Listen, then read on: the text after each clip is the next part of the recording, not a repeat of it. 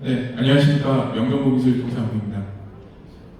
제가 이번 세미나에서 어떤 주제를 가지고 발표를 할까 좀 고민을 좀 많이 했습니다. 근데 여기에 오신 분들한테 지금 간접적이나마 좀 도움이 될 만한 그런 강연을 좀 어떤 자료를 좀 준비해보자라는 취지하에 데이터 복구 기술 및 활용 방안이라는 제목으로 정해서 이제 말씀을 드릴 건데요. 발표 순서는 HDD 관련된 복구 기술, 그 다음에 SSD 관련된 복구 기술, 그 다음에 마지막으로 데이터 복구 기술을 어떻게 활용하면 좋을지에 대해서 몇 가지 좀 제안을 드리고자 합니다. 저희 대표님께서도 말씀하셨듯이 10년 전에는 정말 데이터 복구가 지금보다는 훨씬 쉬웠습니다. 근데 지금은 같은 상황에서도 아무것도 복구가 되지 않는 경우들이 빈번하게 발생을 합니다. 기술 발전에 따라서 이제 난이도가 더 올라가 버렸고요. 그거의 대표적인 원인은 플래터에서 랜드 플래시 메모리로 데이터 저장 매체가 변화되었다는 것이 가장 큰 이유라고 볼 수가 있습니다. 그래서 이제 하드 복구 기술과 메모리 복구 기술을 단적으로 좀 비교할 만한 사진을 좀 준비해 봤는데요. 하드디스크 같은 경우에는 이런 물리적인 헤드, 그 다음에 플래터, 모터 이런 것들로 구성되어 있는데요. 이런 부분에서 문제가 생긴 경우에는 요 해당되는 문제들만 해결을 하면 데이터 복구가 가능했습니다. 그런데 지금 옆에 보시다시피 메모리 관련된 복구 기술은 굉장히 좀 미세한 공정을 기반으로 해서 만들어진 제품들이기 때문에 접근하는 것조차가 쉽지가 않습니다. 그리고 실제 데이터들이 이 랜드 플래시 메모리에 저장이 되는데요. 지금은 다 암호화가 돼서 저장이 되어버립니다. 그렇기 때문에 칩을 띄어서, 그러니까 칩오프라고 표현을 하는데요. 칩오프를 통해서 데이터를 추출한다 하더라도 그 안에 어떤 데이터가 있는지를 알 수 있는 방법이 없습니다. 암호화를 해제하기 전까지는요. 그래서 이제 요거는 저희 쪽에 2020년부터 2025년까지 저장 장치별로 데이터 복구 수주가 어떤 변화를 나타내고 있는지를 좀 통계를 내봤습니다. 그랬더니만 좀 재미난 통계가 나왔는데요. 2020년까지만 하더라도 하드디스크가 전체의 약 60% 정도를 차지했습니다. 좀 반올림을 하면은요. 그럼 대략 한 6대4의 비율로 진행이 되다가 지금 2025년 이게 이제 1분기 실적을 이제 조합을 해본 겁니다. 1분기 내인데 바로 이렇게 역전 현상이 나타나기 시작을 했습니다. 그 징조는 2024년도서부터 나타나기 시작을 했습니다. 그만큼 랜드 플래시 메모리를 기반으로 하는 저장 매체들의 사용이 늘어났다는 것을 알 수가 있는 거고요. 앞으로 저희가 해야 될 부분들도 랜드 플래시 메모리 쪽 관련된 복구 기술에 좀 더 집중을 해야 될 것이다라고 하는 걸 나타내는 지표라고 볼 수가 있습니다. 하드 복구 기술은 지금 여기 간단하게 이제 하드 구조를 좀 표현을 해놨는데요. 이런 물리적으로 뭔가 이상이 생긴 경우에는 엔지니어의 어떤 작업이 필요합니다. 그렇지만 그 이외의 모든 작업에서는 지금 옆에 보시다시피 PC3000이라고 하는 도구를 이용하면 거의 대부분의 문제들을 해결할 수가 있습니다. 즉 물리적으로 손상된 부분에 대해서는 작업을 하기 위해서는 자재도 필요하고요, 엔지니어 스킬도 필요하고, 엔지니어에 대한 트레이닝도 필요합니다. 그런데 그 이외의 문제라면 P3000 가지고 다 해결할 수 있다는 것을 지금 알고 가셨으면 좋겠습니다. 그래서 제가 이제 데이터 복구 기술이라는 것을 크게 한 3가지 정도로 좀 나눠봤습니다. 첫 번째는 물리복구 작업이고요. 두 번째는 섹터 복사, 이미징이라고 표현을 많이 하고 있습니다. 그 다음에 이제 물리복구라고 하는 걸로 구분을 좀 해놨는데요. 이렇게 구분을 해놓은 이유가 하드 복구라고 하는 것을 단계별로 좀 나눠놓고 그 관련된 소요 기술들을 또 세분화를 좀 해보려고 이렇게 나눠놨는데요. 지금 빨간색으로 표현되어 있는 부분들이 다 PC3000으로 해결이 가능한 문제들입니다. 그러면 헤드 교체, PCB 리페어, 스핀들 모터 교체 이 3가지는 사람의 손이 탈 수밖에 없는 부분입니다. 기계적인 부분이기 때문에 이 부분들은 직접적으로 해결하시는 게 굉장히 어렵고 번거로우실 겁니다. 하지만 나머지 부분들이 해결이 가능하다면 PC3000이라고 하는 툴이 충분히 메리트를 가지고 있지 않을까라고 해서 말씀을 드리고 싶습니다. 이건 좀 한 가지 사례인데요. 저희가 이렇게 바닷속에 침수가 돼서 플래터 상태를 보시면 굉장히 안 좋습니다. 저렇게 나빠진 상태의 하드디스크도 미디어 세척을 통해서, 즉 물리복구 기술이죠. 물리복구 기술을 통해서 데이터 복구가 가능했습니다. 이 사례는 천안함입니다. 천안함이 한 달 넘게 바닷속에 잠겨 있었고요. 그것을 건져내서 저희 회사에서 복구를 했었는데, 실제 이제 이런 증상들을 좀 보여드리고자 장표를 좀 준비를 해봤습니다. 네, 다음은 저희 쪽에 이제 수주 입고된 화재 피해를 받은 하드디스크였습니다. 화재로 인해서 겉표면이 양쪽이 다 이제 심하게 그을림을 당했고, 화재가 발생하면 물을 뿌립니다. 그러다 보니까 화재 증상은 꼭 침수를 같이 동반을 합니다. 그래서 미디어 상태를 봤을 때 미디어 상태가 굉장히 이렇게 더티한 상태가 됐었는데요. 그거마저도 저희가 클리닝 작업하고 물리복구 기술을 통해서 플래터만 살아있으면 어떻게든 복구를 해낼 수가 있습니다. 그래서 여러분들한테 지금 말씀드리고 싶은 거는 하드디스크의 상태가 겉보기에 뭔가 이상이 있고 이거는 절대 복구가 안 될 거야 라고 섣불리 판단하지 마시고, 미디어만 살아있으면, 즉 플래터만 살아있으면 복구될 가능성이 있다라고 하는 것을 꼭 기억을 해 주셨으면 좋겠습니다. 근데 저희도 복구를 못하는 게 딱 세 가지가 있습니다. 첫 번째는 디가우징입니다. 디가우징은 자화 상태를 다 없애버리는 거기 때문에 저희가 뭘 어떻게 할 수 있는 방법이 없습니다. 그리고 두 번째는 스크래치입니다. 스크래치는 미디어 표면이 다 긁혀버렸기 때문에 헤드 진입이 불가해서 복구가 또 불가능합니다.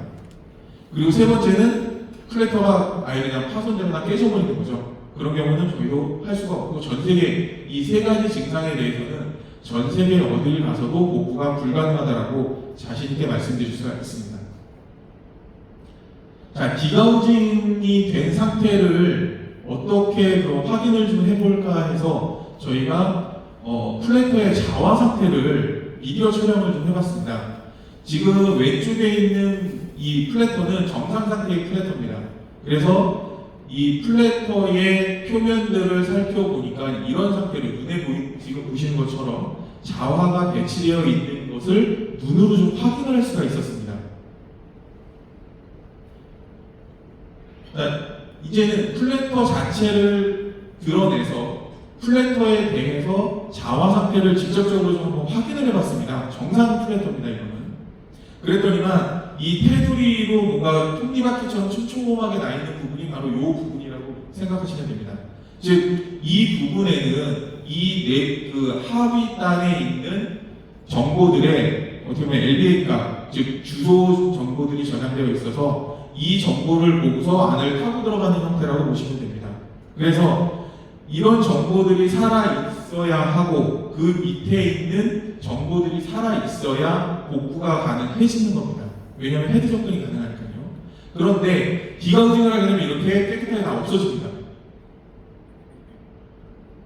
이전과 비교해 봤을 때 이전에는 뭔가 이거는 읽어보면 뭔가 데이터가 좀 나올 수 있겠구나라고 하는 희망을 가질 수 있는 상태라고 한다면, 그 다음 상태는 아무것도 없는 백지 상태이기 때문에 복구가 불가능해지는 겁니다. 즉, 디가우징을 하면 복구가 안 된다라고 할 때 이 이미지를 생각하시면 이래서 복구가 안 되는 거구나라고 기억을 해주시면 아마 업무에 좀 도움이 되지 않을까 싶어서 이 장표를 좀 준비를 해봤습니다. 예, 다음 것도 이제 또 다른 미디어인데요. 이 미디어 역시 디가우징 장비를 통해서 디가우징을 하는 건데, 이거 역시 마찬가지로 디가우징이 제대로 되면 아무것도 남아있는 게 없는 이런 깨끗한 상태가 되어버립니다. 자, 다음은 스크래치입니다. 저희가 스크래치 같은 경우에는 이렇게 눈으로 어느 정도 그 상태 확인이 가능한데요. 그러면 저거를 확대해서 보면 어떨까라는 궁금증이 있어가지고 직접 현미경을 가지고 그 스크래치난 표면을 한번 확대해서 좀 봐봤습니다. 그랬더니 지금 그 마이크로미터 단위의 어떤 이런 실 스크래치들이 모여서 옆에서 보시는 바와 같이 이런 큰 스크래치를 보이고 있는 것을 확인을 할 수가 있었고요. 이런 스크래치를 볼 때 이런 지금 이물질 어떻게 보면 그 부스러기죠. 부스러기들이 존재하기 때문에 헤드 진입 자체가 불가능해지는 겁니다. 스크래치가 났을 때 표면이 깎여서 나가면은 그거를 그냥 넘어갈 수 있지 않을까라고 저희는 생각을 했었는데 실제 이런 거를 확인을 해보니 가장 대표적인 이런 부스러기들이 있어서 헤드의 어떤 정상적인 동작을 방해해서 헤드 접근이 제대로 안 돼서 복구가 안 된다라고 저희는 지금 판단을 했고요. 다음번 이미지는 좀 심한 경우긴 한데 이런 식으로 다 일어난 겁니다. 스크래치라고 해서 저희는 그냥 실선처럼 될 거다라고 생각을 했는데 실제로 스크래치가 발생을 할 때 보면 이런 식으로 다 펴지고 이렇게 옆에 보시는 것과 같이 약간 언덕 모양의 어떤 그 형태들이 쭉 존재를 할 수밖에 없습니다. 그러다 보니 헤드가 저기를 넘어가지 못하는 거죠. 그리고 또 다른 그 표면의 상태인데요. 이런 식으로 그 코팅된 면이 다 긁혀서 없어졌는데 여기는 없어진 면입니다. 그런 부스러기들이 이렇게 산발적으로 다 존재를 하고 있습니다. 이런 것들 때문에 헤드가 정상적인 동작을 하지 못해서 데이터 복구가 불가능해지는 겁니다. 그런데 여기서 저희가 한 가지 또 말씀드리고자 싶은 거는 이렇게 스크래치가 난 하드디스크라도 일부 데이터는 또 복구를 할 수가 있습니다. 즉 스크래치 표면에 스크래치만 없으면 해당 미디어 표면에서 동작하는 헤드만을 제거를 하고 나머지 표면에 존재하는 데이터를 PC3000을 가지고 데이터를 추출해 볼 수가 있습니다. 그래서 스크래치라고 해서 100% 복구가 안 된다? 일부 데이터는 복구가 될 수 있습니다. 하지만 아까 저희 대표님께서도 말씀하셨듯이 저희는 고객이 원하는 데이터가 나오지가 않으면 복구 실패입니다. 그러다 보니까 스크래치라도 복구가 성공될 가능성이 저희는 더 낮아지는 거죠. 이거 플래커 깨진 거는 많이 보셨기 때문에 바로 그냥 넘어가겠습니다. 그래서 이제 결론적으로 말씀드리자면 저희가 복구가 되지 않는 증상, 즉 어떻게 보면은 안티포렌식하고도 좀 연관이 되어 있을 수가 있다고 볼 수 있는데요. 기가우징이나 스크래치, 플래커 깨짐 이런 증상이 있는 경우에는 복원하는 것이 불가능합니다. 즉 직접적인 손상이 발생만 안 하면 어지간하면 저희는 다 데이터 복구를 할 수 있다고 보시면 될 것 같습니다. 그리고 가장 저희 쪽에 문의가 많이 오는 게 CCTV입니다. 한 달 전, 2달 전 영상을 복구해 주세요라고 하는 문의가 오는데요. 한 달 전, 2달 전 영상은 그 미디어의 상태랑은 상관없이 덮어쓰기가 되어버렸기 때문에 저희가 복구하는 것이 불가능합니다.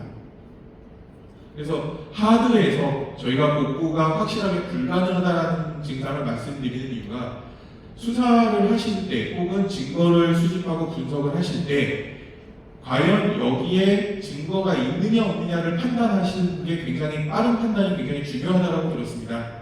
그런 판단을 하실 때 저렇기 때문에 이거 여기에는 증거를 더 이상 해볼 수가 없다. 다른 증거를 찾자라고 해서 방향을 빨리 결정하고 선회하시는 데 도움이 좀 될까 해서 이런 내용들을 좀 준비를 해봤습니다. 다음은 SSD입니다. SSD 같은 경우에는 지금 많이들 보시는 것처럼 이런 다양한 제품들이 있습니다. 네, SSD도 마찬가지로 PC3000이라고 하는 거에 애드온 소프트웨어인 SSD 모듈을 탑재를 하면 SSD도 아까 저희 대표님께서 말씀하신 것처럼 한 50에서 60% 정도의 복구율을 나타낼 수가 있습니다.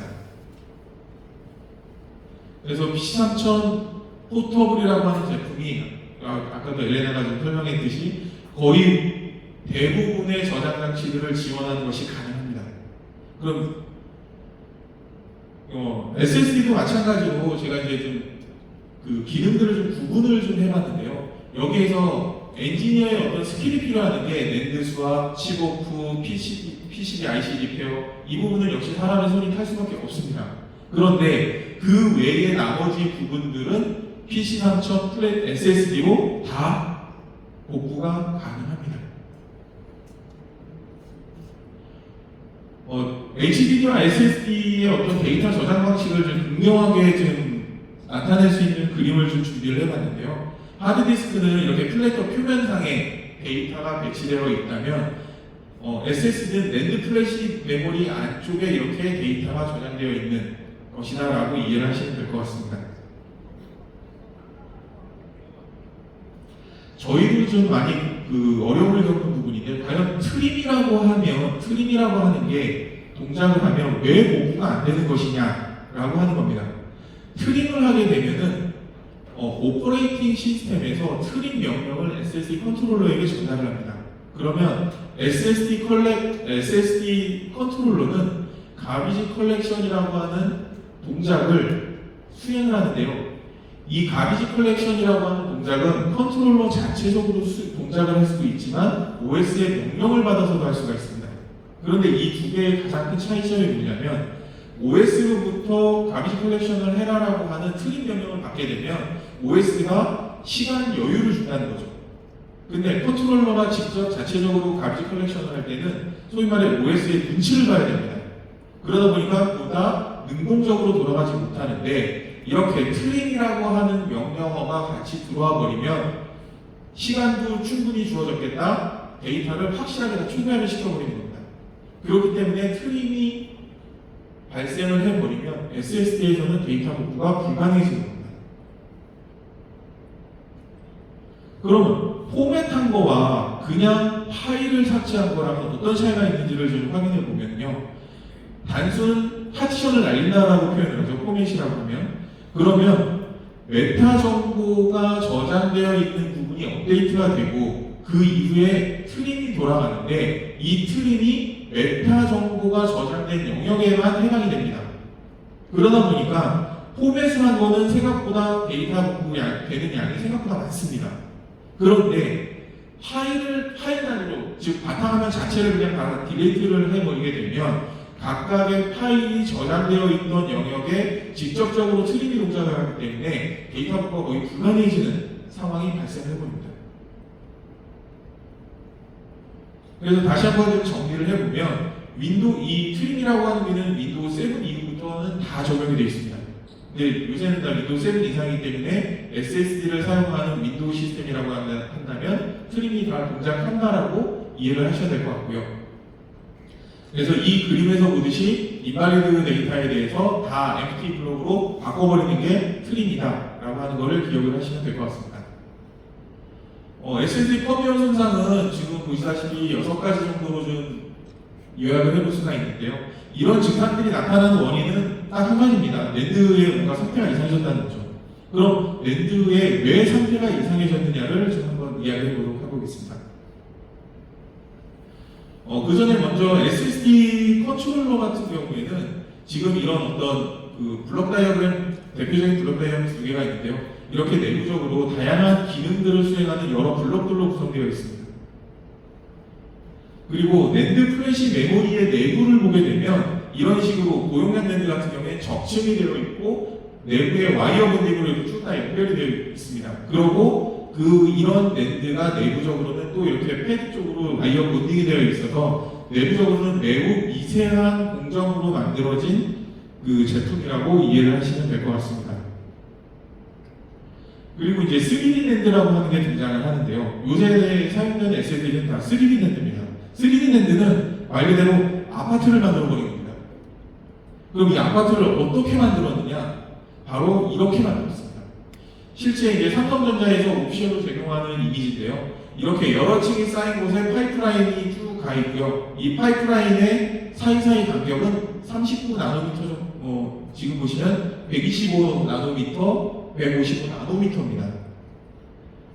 매우 촘촘한 파이프라인들이 만들어져서 이 파이프라인을 통해서 전화가 차징이 되고 그 차징된 값들을 나중에 디텍팅을 해서 여기에 저장되어 있는 값이 어떤 건지를 판별하는 그런 구조로 동작을 하는데요. 그리고 그거를 칩 다이샷을 직접적으로 이렇게 3D로 찍어보면 이런 모양이다라고 이해하시면 될 것 같습니다. 그리고 여기 지금 삼성전자 그 오피셜 비율을 지금 적어놨는데요. 200m 높이의 건물 옥상에서부터 바닥까지 5m 지름으로 수십억 개의 구멍을 한 번에 뚫는 매우 엄청난 기술이라고 이해하시면 될 것 같습니다. 이게 바로 3D 랜드에 적용된 기술입니다. 그리고 각각의 이제 랜드들을 좀 비교해 본 건데요. 여기 보시면 이게 나노미터입니다. 그래서 매우 미정밀한 공정으로 만들어지는 게 랜드 플래시 메모리다라고 이해를 하시면 되는데요. 이것 때문에 지금 이 내용을 얘기하면서 이제 앞에서 지금 빌드업을 좀 해봤습니다. 뭐냐면 이렇게 촘촘히 연결되어 있는 랜드들의 셀을 차징을 할 때 주변 셀의 영향을 받을 수밖에 없습니다. 그러다 보니 처음에 10이라고 하는 전화가 차지가 되어 있다가 옆에서 흘러 넘어와서 11이 될 수도 있고 12가 될 수도 있고 옆에가 전화가 빠지면서 8이나 9로 떨어질 수가 있습니다. 그러면은 디텍팅 레벨이 바뀌면서 그 레벨로 인해서 오판이 나올 수가 있는 거죠. 그러면서 데이터 오류가 날 수가 있는 겁니다. 그리고 워낙 미세하게 만들어져 있다 보니까 각각의 셀들의 내구성들이 매우 떨어져 있습니다.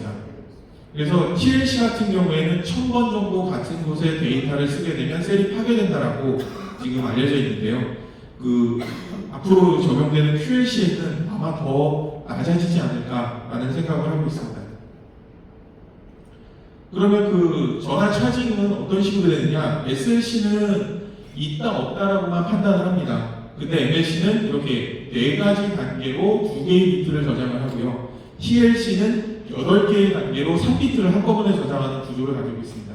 이러다 보니까 TLC 같은 경우에 전화 차지량이 흔들려 버리면 오판을 할 수 있는 가능성이 매우 높아지는 거고요. 그리고 이런 오판을 하게 되는 거를 방지하기 위해 ECC라고 하는 것을 추가를 해서 항상 써야 됩니다. 그런데 이 ECC의 에러 정정 범위를 넘어서 버리게 되면 그때서부터는 배드가 나거나 혹은 셀이 깨졌다고 판단을 해서 다른 쪽으로 치환을 해버립니다. 이런 것들이 갑작스럽게 발생을 하면 소위 말해 SSD가 죽어버린다고 표현했죠. 그래서 SSD가 죽는 원인은 랜드에 있다라고 보시면 될 것 같습니다. 네, 지금 여기서 말씀드리고자 하는 것은 바로 이 스페어 에어를 그렇습니다. 실제 데이터를 저장하는 영역 이외에 랜드 플래시 메모리는 항상 이렇게 SA라고 해서 스페어 영역을 제공을 합니다. 그런데 이거는 삼성 랜드는 436바이트를 제공하고 인텔 랜드는 218바이트를 제공을 합니다. 그런데 도시바 랜드는 576바이트를 제공을 하고요. 그 다음에 마이크론 랜드는 224바이트를 제공합니다. 각각의 랜드 제조사들마다 제공하는 SA 영역이 다 다릅니다.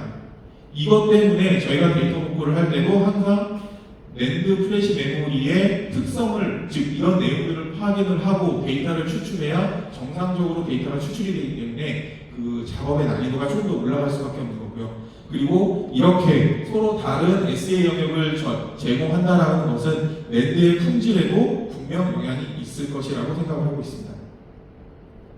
그래서 저희가 SSD 복구는 유니버셜 유틸리티, SSD 유틸리티, 데이터 익스플로이트 이 3가지 과정을 통해서 데이터 복구를 하고 있는데요. 보다 자세한 내용은 저희 SSD 복구 교육을 받게 되면 확인하실 수가 있습니다.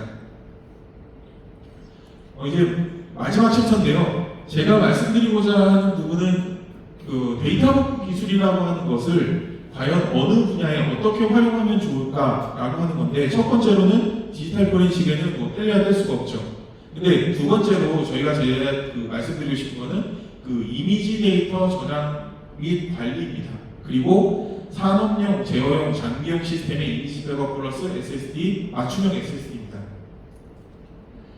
디지털 포렌식 관련해서는 이제 다음번 발표자가 더 자세하게 얘기를 할 예정이어서 제가 특별하게 내용은 더 추가를 하지 않고, 증거물이 손상되거나 삭제됐을 경우에 복구 기술이 필요하다, 이건 다 알고 계시니까 그냥 넘어가도록 하겠습니다.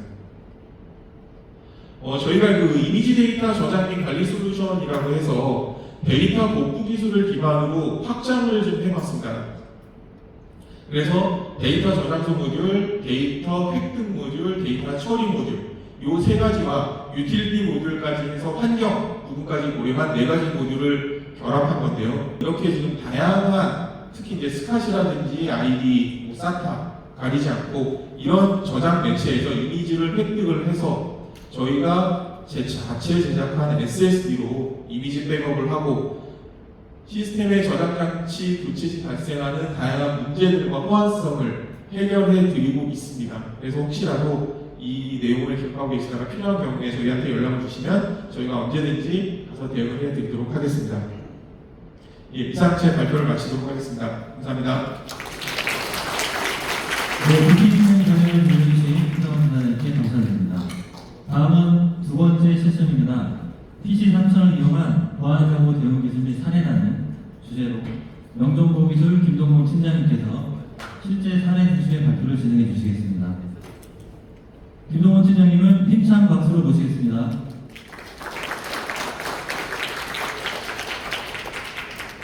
혹시나 이 자료 같은 거 저기 안 쓰셔도 필요하시면 나중에 이렇게 보내드릴 테니까 그냥 가게에 집중하시고 필요하면 연락을 주세요. 파일도 다 보내드릴게요.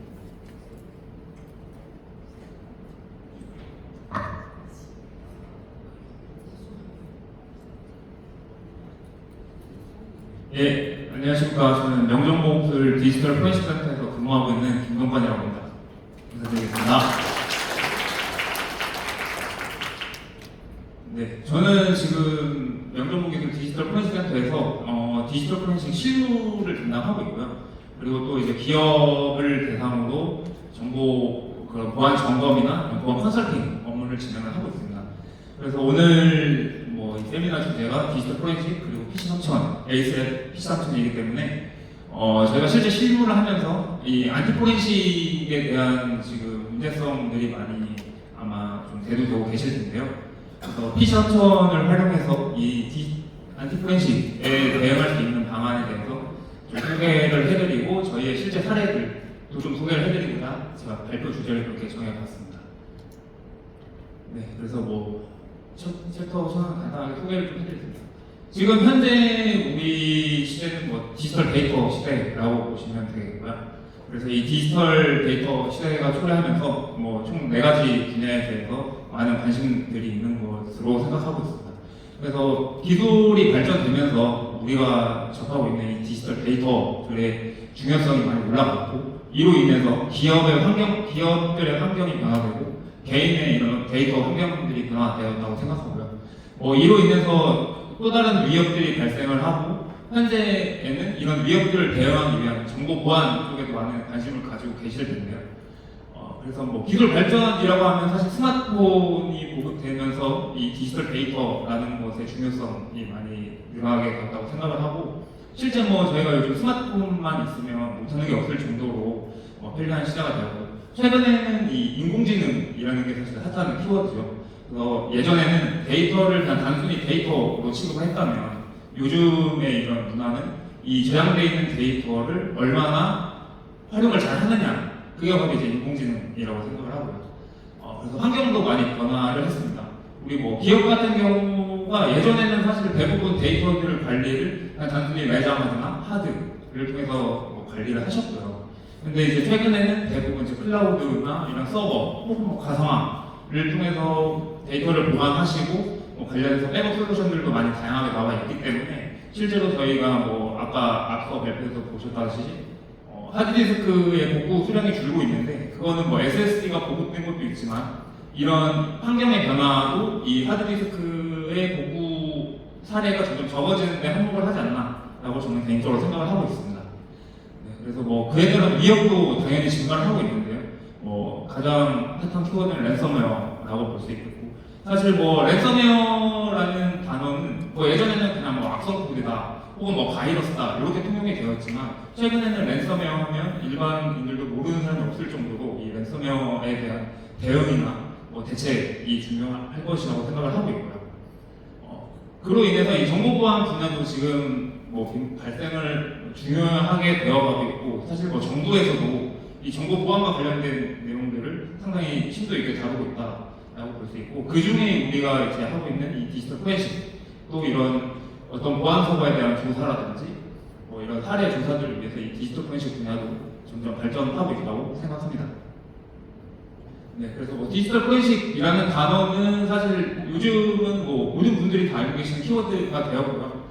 뭐 이런 사전적인 의미는 뭐 모두도 다 알고 계시는 거니까 넘어가면 될 것 같고, 실제 뭐 디지털 포렌식이 이렇게 중요하고 많이 노출된 이유는 뭐 일상생활에는 디지털 기기들이 너무나 많기 때문입니다. 그리고 뭐 이런 디지털 기기들을 통해서 이런 사건을 해결하는데 확보할 수 있는 데이터들이 너무나 많기 때문에 이로 인해서 이런 디지털 포렌식이라는 키워드가 더 중요해지고 많이 알려지고 있다고 생각하는데요. 뭐 그래서 실제로 뭐 제가 예시를 든 거지만 이렇게 뭐 어떤 사건 사고 현장에 보시면 이렇게 디지털 기기가 많이 있다. 그래서 이런 디지털 기기를 조사하는 함으로써 우리는 뭐 사건과 관련된 다양한 증거들이나 어떠한 이유들을 파악할 수 있다라는 취지의 내용입니다. 네, 그래서 실제 뭐 검색을 해보면 뭐 이런 디지털 기기나 뭐 IT와 관련된 사건 사고가 아니더라도 뭐 요즘 9시 뉴스에 나오는 굵직한 대형 사건들에는 다 디지털 포렌식이라는 키워드가 들어가 있는 것을 볼 수 있고요. 실제 뭐 이런 이유 때문에 뭐 민간이나 개인들도 이런 디지털 포렌식 수요가 많이 늘어나고 있다라고 보시면 되겠습니다. 네, 그래서 이런 디지털 포렌식 키워드가 노출이 되면서 기업이 개인의 이런 디지털 포렌식 수요가 증가를 하게 되었고요. 이로 인해서 저희 민간 기업도 이런 포렌식 조사 수요들이 많이 증가를 하고 있는 상황이라고 보시면 되겠습니다. 그래서 이런 민간 업체에서 포렌식에 뛰어들면서 관련된 뭐 기술이나 솔루션들도 많이 개발을 하고 뭐 제품이 공개되고 있는데요. 그래서 뭐 민간에서 하는 포렌식 조사 그리고 실제 저희가 하고 있는 이 디지털 포렌식 조사는 사실 지금 많은 분들이 하고 계시는 그 업무와는 조금 다르다라고 생각합니다. 그래서 실제 이런 민간 기업에는 어떤 디지털 포렌식 수요가 있고 어떻게 민간 기업으로 의뢰가 되나 그리고 민간 기업에서는 이런 포렌식에 대해서 어떻게 처리를 하고 있나에 대한 전반적인 내용을 한번 좀 소개를 해드리려고 합니다. 네, 그리고 뭐 이로 인해서 발생하는 부작용은 당연히 있을 텐데요. 뭐 이런 포렌식 기술을 뭐 악용을 해서 개인 정보를 뭐 유출시키거나 뭐 이런 문제들이 있고요. 뭐 가장 중요한 거는 안티 포렌식에 대한 관심도 증가를 하면서 관련된 내용들도 많이 공유가 되고 있는데 실제 제가 업무를 하면서 이런 관련된 문의를 받아보면 포렌식을 내가 뭐 이제 제출해서 해야 되는 상황인데 포렌식 조사가 안 되게 해달라 뭐 이런 식의 뭐 문의들도 실제 빈번하게 발생하고 있거든요. 물론 이런 것들은 뭐 기업 윤리나 뭐 관련된 내용에 따라 저희가 진행을 해드리진 않지만 실제로 이런 거에 대한 관심도 많이 증가를 하고 있기 때문에 오늘 주제는 안티 포렌식을 대응하는 방안에 대해서 한번 말씀을 드리겠습니다. 그래서 저희한테 실제 유입되는 경로를 저희가 좀 분석을 해봤는데요. 약 65% 정도가 이제 개인이나 기업에서 의뢰가 많이 되시고, 어떤 기업에서 어떤 보안 사고나 어떤 특정 사고가 발생했을 때 대부분 제일 먼저 뭐 변호사님들이나 이런 법률 사무소를 찾아가세요. 그러면 이제 거기서 포렌식을 통해서 증거를 확보를 해야 된다. 그렇게 해서 증거를 확보해야지만 수사기관에 의뢰가 가능하다. 혹은 법적 대응이 가능하다라는 내용을 많이 전달을 받으시고 민간 포렌식 업체를 알아보시고 의뢰를 하시는 경우가 일반적이시고요. 약 뭐 18%, 약 20% 정도는 먼저 수사기관에 가셨다가 수사기관에서 이제 뭐 증거가 좀 있어야 이런 조사가 가능하니 증거를 좀 확보해와라 이런 말씀을 듣고 또 뭐 많이 소개를 시켜주셔가지고 저희 쪽에 좀 유입되는 경우가 많이 있습니다. 네, 그리고 뭐 나머지 사례는 뭐 이런 법률사무소나 법무법인에서도 최근 이 디지털 포렌식을 통한 증거를 통해서 어떤 관련된 내용을 반박하거나 혹은 입증하는 것이 많이 중요해졌기 때문에 그런 법률사무소나 법무법인을 통한 수요도 좀 증가하고 있는 추세고요. 네, 그래서 저희한테 주로 많이 발생하는 키워드를 총 5개를 제가 정리를 해봤는데요. 가장 빈번하게 발생하는 수요는 기술 유출과 관련된 조사입니다. 실제 뭐 우리나라에 있는 많은 대기업이나 중견기업들은 사실 어느 정도 이런 보안 솔루션이나 이런 것들에 투자도 많이 하고 비용도 많이 쓸 수 있기 때문에 어느 정도의 이런 체계들을 갖추고 있지만 대다수의 중소기업들은 사실 이런 보안 솔루션이나 이런 보안에 비용을 투자하는 것에 좀 어려움을 가지시는 분들이 많습니다. 사실 이런 경우에는 이 기술 유출 사고에 조금 치명적일 수도 있고요. 그래서 저희한테 의뢰되는 대부분의 기업들은 다 중소기업이라고 보시면 되고 사내에서 뭐 보유하고 있는 도입해서 운영하고 있는 보안 솔루션이 거의 없는 상황이다라고 보시면 될 것 같습니다. 그리고 뭐 그 다음은 스마트폰이 당연히 또 문의가 많고요. 하지만 스마트폰은 아까 앞서 발표에서 말씀을 드렸다시피 삭제가 되었거나 이런 것들은 좀 확보가 어려운 부분들이 있고, 그래서 저희가 주로 이제 물리적인 증상이 발생한 스마트폰에 대한 대응을 메인으로 진행을 하고 있는 상황입니다. 그 외에 침해 사고 조사라든지 CCTV, 블랙박스, 그 다음에 안티포렌식에 관련된 내용들이 좀 주를 이루고 있고요. 그래서 기술 유출 사건 사고입니다.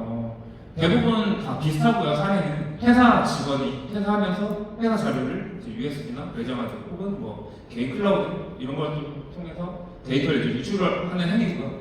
대부분 회사에서 인지를 하셨을 때는 이미 퇴사하고 나서 이진 경우가 많고, 그래서 실제 업무에 사용하던 노트북이나 데스크탑의 아티팩트 분석을 통해서 이런 기술 유출과 관련된 증거가 있는지를 의뢰하시고 저희가 조사하는 방법이라고 보시면 될 것 같습니다.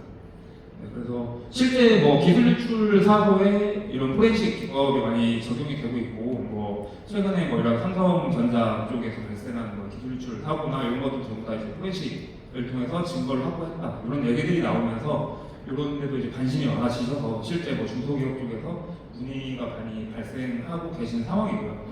예전에는 저희가 인터뷰를 해보면 예전에는 사실 이렇게 기술 유출 사고를 입었거나 어떤 피해를 당하셨을 때 어떻게 대처를 해야 되는지, 어떻게 우리가 대응을 해야 되는지를 모르시는 이제 분들이 많으셨는데, 요즘은 정부에서도 관련된 사업도 진행을 하고 있고 관련된 내용을 많이 이제 고지를 하고 있기 때문에 요즘은 중소기업에서도 기술 유출 사고가 발생을 하면 이건 포렌식을 통해서 증거를 확보해야 된다라는 것들을 많이 인지를 하고 계신 상황입니다. 그래서 기술적인 내용은 넘어가도록 하겠습니다. 그래서 실제 저희가 사건 개요를 재구성을 해봤고요. 대부분 비슷합니다. 근무하던 직원이 경쟁사의 제안 혹은 그냥 회사의 양심을 품고 작업할 때 사용했던 자료들, 그 다음에 기술 자료들을 개인 USB나 외장하드에 저장해서 퇴사하는 사례이고요. 그래서 가장 빈번한 사례로는 USB나 외장하드는 외부 저장 장치를 통한 유출 행위가 가장 많고, 실제 아티팩트 분석을 통해서 분석을 했을 때도 증거 확보가 가장 잘 되는 편입니다. 그래서 사용했던 PC에 저장된 저장 장치의 정보라든지 그 해당 저장 장치에 저장되어 있는 데이터 목록들을 확보를 할 수 있기 때문에 이런 기록들을 바탕으로 이제 기술 유출의 증거로 사용을 하게 되고요. 이제 그 외에는 요즘 클라우드나 메일을 너무나 손쉽게 데이터들을 첨부할 수 있기 때문에 이런 클라우드나 메일을 통한 수요도 좀 있는 편이고요. 그 다음에 요즘 또 메신저들, 카카오톡이나 텔레그램 이런 PC 메신저들도 너무나 손쉽게 이런 파일을 첨부해서 보낼 수 있는 기능들이 있기 때문에 이런 부분들에 대한 조사를 진행하고 있습니다. 그래서 저희가 분석을 하는 데는 인케이스나 이슈 널리 알려져 있는 포렌식 솔루션을 통해서 분석을 진행을 하고 있고요. 그래서 분석 결과를 바탕으로 저희가 이제 보고서를 작성을 해드리고, 그럼 이 보고서를 바탕으로 이제 의뢰인분들께서는 수사기관에 제출을 하신다든지 아니면 법원에 제출을 하신다든지 이런 식으로 이제 증거로서 활용을 하고 계신다라고 보시면 될 것 같습니다. 다음으로 수요가 또 있는 것들이 이제 CCTV나 블랙박스라고 보시면 되겠는데요. 앞서도 부장님이 말씀해 주셨지만 CCTV는 사실 사건 현장을 기록하고 해결하는 데 가장 중요한 증거라고 볼 수 있는데, 가장 큰 문제가 CCTV의 일반적으로 보관 기간이 짧습니다. 그러니까 대부분 사고를 인지하시거나 그 해당 장면이 필요한 경우에는 이미 CCTV가 지워져 있거나 혹은 교체가 되어 있거나 이런 경우가 많은데, 이 영상 데이터의 저장 방식은 카메라로 촬영된 화면을 이제 디지털 비디오 레코더라는 장비를 통해서 이제 디지털화해서 저장하는 방식이고요. 이게 분석이 조금 더 어려운 이유는 우리가 흔히 사용하는 엑셀 파일이나 PDF 사진처럼 파일의 형식이나 구조가 정형화되어 있지 않고 CCTV의 제품이나 기기마다 그다음에 저장되는 방식에 따라서 파일 시스템이나 저장되는 방식이 다 다르기 때문에 분석이 어려움이 있습니다. 그래서 이런 것들을 데이터를 확보하고 분석을 할 수 있는 기술을 갖추고 있는 것이 사실 중요한데요. 저희가 그래서 관련된 내용들을 지금 분석을 해서 실시간으로 계속 데이터베이스화해서 제품을 개발하여서 지금 판매를 하고 있고요. 실제 이거 해당 제품은 특정 기관에 좀 납품이 되어 있는 상황이고, 주요 11개 제조사에 대한 지금 CCTV는 분석이 지원이 되고 있습니다. 메인 기능은 삭제된 영상에 대한 복원 기능이고요. 그래서 아이디스나 하나테크의 하이크비전 등 해서 11개 제조사에 대한 지금 지원을 진행을 하고 있고 지속적으로 저희 기술연구소에서 해당 내용들을 분석을 해서 업데이트를 하고 있고 저희가 작업이 의뢰가 들어왔는데 분석이 안 된 제품이다라고 하면 기술연구소에서 해당 CCTV의 데이터 형식을 분석을 해서 업데이트를 계속 지원을 하고 있는 상황입니다.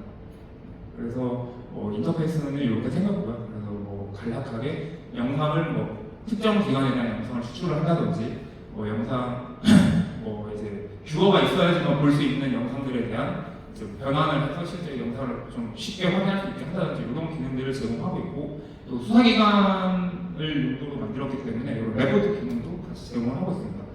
가장 큰 장점이라고 보면 사실 관련해서는 시중에 나와 있는 솔루션들도 이미 많이 있고요. 하지만 해당 제품의 특장점이라고 보면 저희가 실제 개발을 하고 TS를 지원을 하기 때문에 해당 제품에서 지원이 안 되는 CCTV다라고 했을 경우에 저희한테 기술연구소에 의뢰를 해주시면 기술연구소에서 직접 그 해당 제품을 분석을 해서 레포트까지 제공을 해드리기 때문에 다른 제품들보다는 그런 TS 서비스가 특장점이다. 그리고 실시간은 아니지만 지속적으로 업데이트를 진행을 하고 있다라고 보시면 될 것 같습니다. 네, 다음 스마트폰인데 스마트폰은 워낙 많은 얘기들을 하고 있어서 넘어가면 될 것 같고요.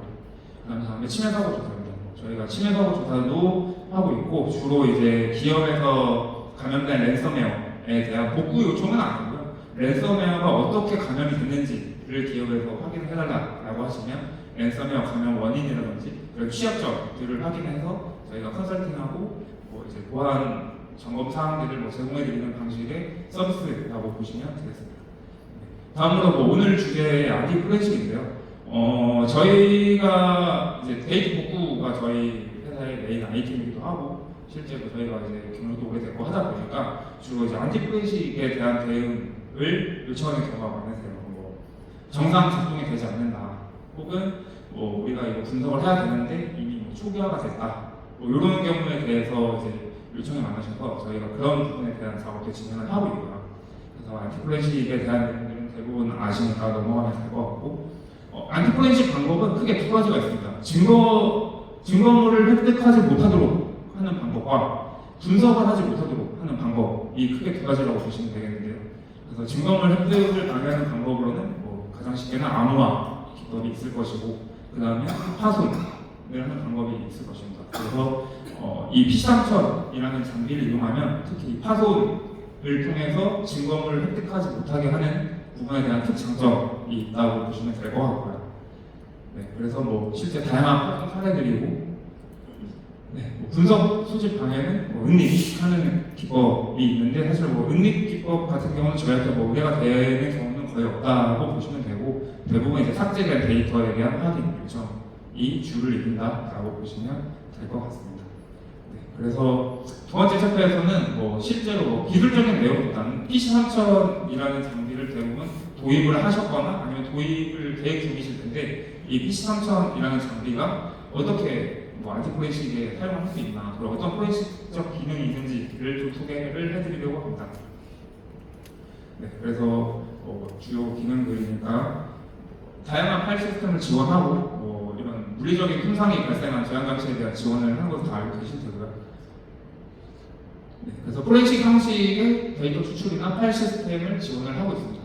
그래서 실제 이 포렌식 스토리지라는 기능이 있고요. 이 해당 기능을 이용해서 사본을 생성하게 되면 사본 생산 결과랑 해시 정보들, 가장 중요한 정보들을 다 제공을 해주고 있고요. 그다음에 다양한 파일 형식들을 지원을 하고 있습니다. 이제론이나 AF 다 지원을 하고 있고, 그다음에 다양한 옵션을 통해서 파일 사이즈라든지 이런 것들도 지원을 하고 있습니다. 그다음에 다음 주요 기능인데 스마트 정보를 확인하는 기능이 있습니다. 스마트 정보가 이런 안티포렌식이나 이런 포렌식을 하는데 어떤 관련성이 있을까라고 생각을 하실 수도 있는데 실제 저희는 이제 실제 업무에 사용을 한 적도 있고 그래서 보시면 하드 디스크에 있는 스마트 정보를 확인하시면 이 하드 디스크가 사용된 시간이라든지 사용된 횟수 등을 좀 확인을 하실 수 있는데요.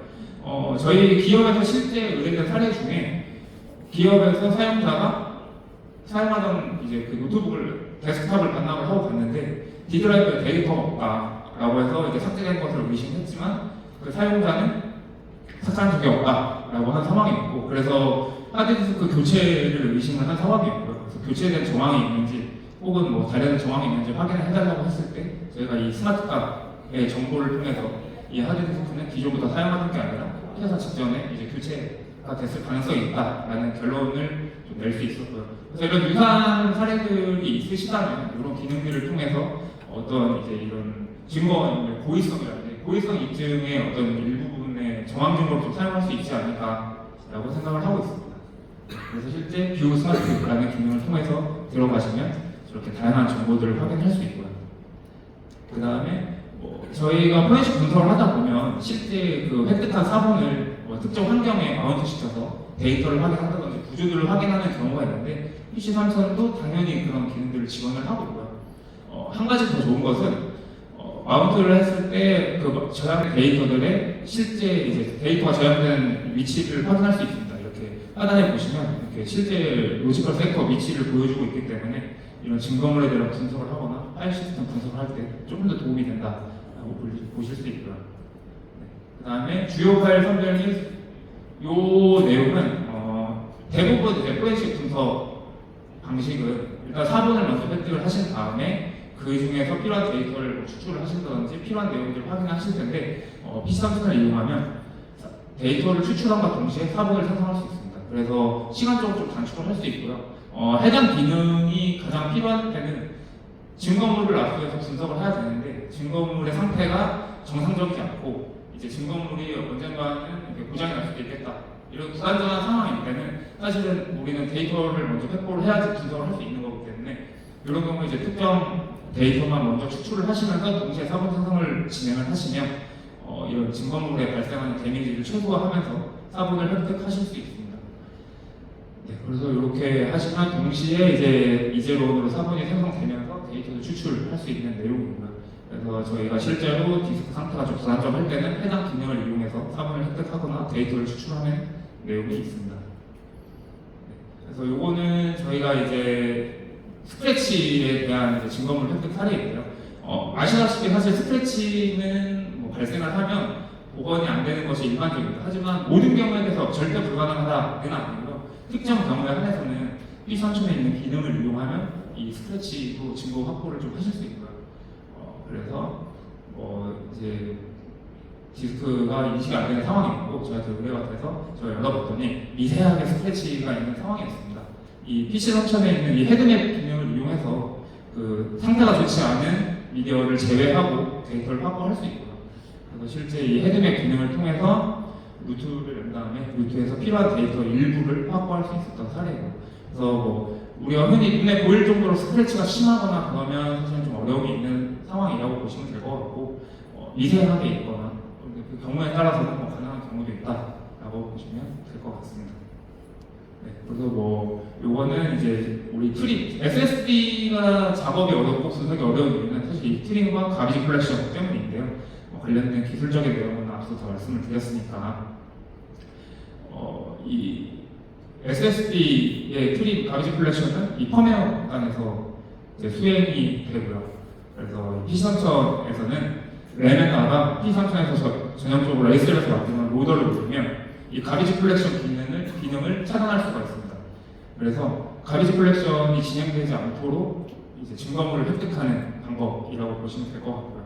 그래서 이렇게 세이프 모드에 접속을 해서 램에다가 SL에서 제공하는 특정 로더를 눌리면 이 펌웨어 단에서 명령하는 이 가비지 컬렉션을 막을 수 있고 그렇게 되면 가비지 컬렉션이 진행되지 않고 증거물을 획득할 수 있습니다. 그래서 해당 내용이 조금 주요하게 적용이 되는 경우는 우리가 증거물을 압수를 했는데 이게 지금 가비지 컬렉션이나 트림이 작동하지 않았을 가능성이 있다. 지워지자마자 확보했다라고 하실 때 주로 펠콘이나 이런 제품들 많이 사용하실 텐데 사실 그럴 때 이 사본 생산을 치면 전원이 인가되면 가비지 컬렉션이 작동할 가능성이 있기 때문에 이렇게 PC3000을 통해서 이 세이프 모드를 통해서 사본을 획득하시는 것이 이런 발생할 수 있는 가비지 컬렉션을 차단할 수 있기 때문에 이런 부분에 대해서는 사본 생성하실 때 한번 좀 알고 계시다가 가지고 계시다가 사용해 보시는 것도 좀 필요할 것 같습니다. 네, 그래서 관련된 내용은 지금 시간이 없으니까 이 내용은 우리 에이슬에서 이미 그 블로그에서 공개를 해놓은 내용이고 이런 디테일한 내용은 이후 오후 세션에도 좀 공개가 되어 있기 때문에 이 부분은 뭐 스킵하도록 하겠습니다.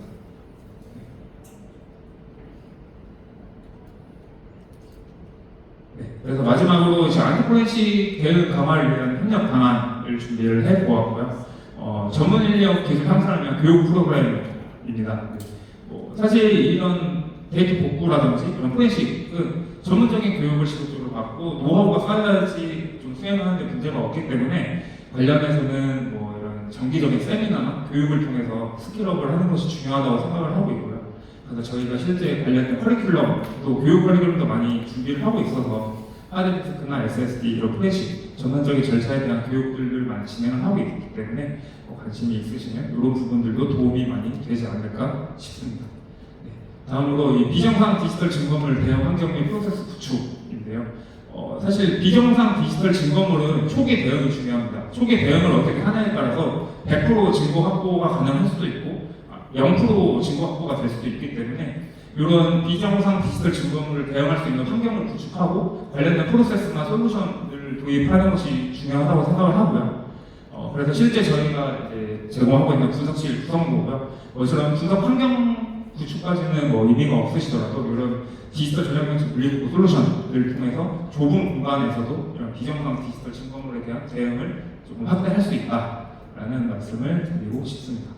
네, 마지막으로 디지털 재난 대응을 위한 공동 대응 체계 구축을 제가 좀 준비해봤는데 사실 디지털 재난 같은 경우는 신속한 대응과 이런 협업력이 중요하기 때문에 이런 업무 협약이라든지 이런 기술 지원을 통해서 신속한 대응이 좀 필요할 것 같고요.